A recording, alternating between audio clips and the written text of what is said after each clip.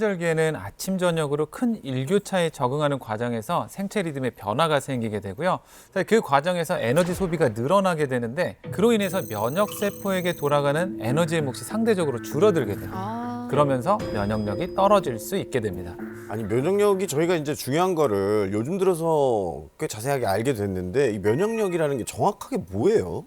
좀 예를 들어 드리면 사실 우리 몸에는 매일 1000여 개 이상의 암세포가 만들어지는 것으로 추정이 되고 있습니다. 그런데 우리 모두가 암에 걸리지 않는 이유가 바로 면역력 때문이라고 생각하시면 되는데요. 몸에 침입한 병원체나 독소 등을 없애주는 자연 치유의 능력을 좀 가지고 있어서 암세포를 발견한 즉시 제거했기 때문입니다. 그러면 이제 반대로 생각하면 이 면역력이 떨어지면 진짜 문제가 되겠네요. 네, 그렇습니다. 우리가 면역력이 떨어지게 되면 네. 우리 몸은 저항력이 떨어지게 되고 또 이제 외부의 작은 공격에도 힘을 쓰지 못하게 돼서 질병이 쉽게 걸릴 수가 있습니다. 또 뭐 알레르기부터 뭐 감기, 당뇨, 고혈압, 뭐 암까지 유발하게 되는데요. 특히 피부는 신체에서 가장 큰 면적을 가진 피부 면역기관인데 이제 각별한 관리를 해주는 것이 중요합니다. 그래서 조금 피곤하면 피부에 조금 뾰루지도 생기고 트러블 생기는 거예요. 피부는 이제 외부 물질과 접촉되는 1차 면역 방어선이기 때문에 우리가 피부 면역력이 떨어지게 되면 외부의 뭐 세균, 바이러스 등의 침투로 이제 염증도 잘 생기게 되고 또 이제 외부의 알레르기 원인들이 쉽게 침투를 해서 이제 간질간질한 알레르기도 잘 생기게 되고 또 입 주변이나 몸에 이제 수포가 생기거나 아니면 더 나아가서는 몸 전체의 컨디션이 떨어지게 되죠.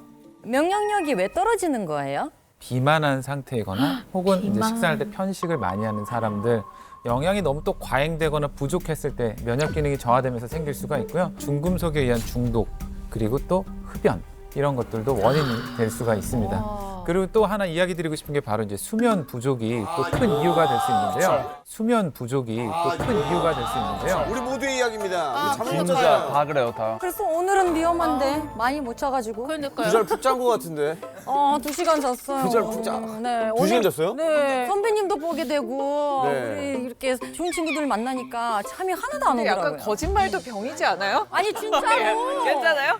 아유 그런 얘기 왜 해요? 잠을 잘 때 뇌 속에서 멜라토닌이 나오게 되는데요. 이 멜라토닌이 면역력을 높여주는 중요한 역할을 하고 있습니다. 그래서 이제 잠이 부족하거나 수면 습관이 나쁜 분들이 아무래도 질병을 발생 확률이 좀 높다고 알려져 있습니다.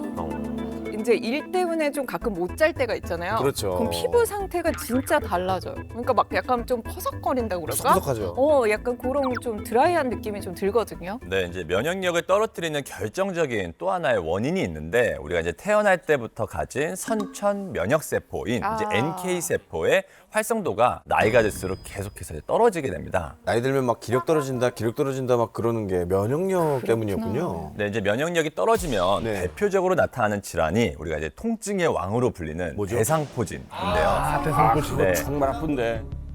우리 대상포진이 진료 인원은 매년 한 4만 명씩 가량 증가가 되고 있고요. 네. 연령대로 봤을 때는 이제 주로 50에서 60대가 가장 많았고 또 남성보다 여성이 한 1.5배 정도 많았습니다. 근데 왜 여자들이 많이 걸려요? 완경 이후 호르몬 변화가 이제 급격하게 생기면서 뭐 안면 홍조, 두통, 우울, 불안 같은 이제 신체적이고 정신적인 이런 증상들로 인해서 면역력이 급격히 떨어지면서 대상포진 발병률이 높다고 알려져 있습니다. 세상에.